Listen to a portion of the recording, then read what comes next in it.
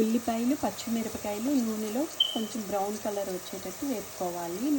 Liver చేస్తున్నాను. తర్వాత అల్లం, పసుపు, ఉప్పు ఈ ఉల్లిపాయల్లోనే వేసేసి కొంచెం బ్రౌన్ కలర్ వచ్చే వరకు వేపుకోవాలి.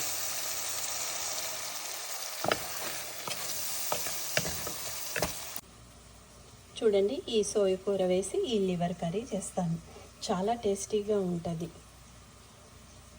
చూడండి, ఉల్లిపాయ పచ్చిమిరపకాయ ముక్కలు బ్రౌన్ కలర్గా వేగాయి కదా. ఇప్పుడు దీంట్లో లివర్ వేస్తున్నాను. చూడండి ఎంత ఫ్రెష్గా ఉందో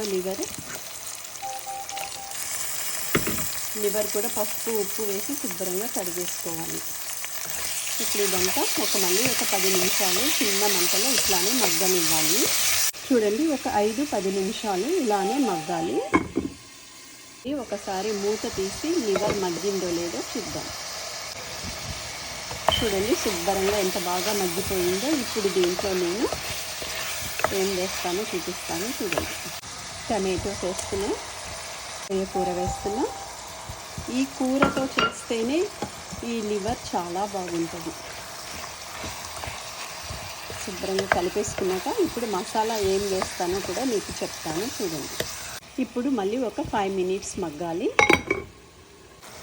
ధనియాలు, కొబ్బరి పొడి, కొంచెం గరం మసాలా అది వేస్తున్నాను. అట్లానే కొంచెం కారం.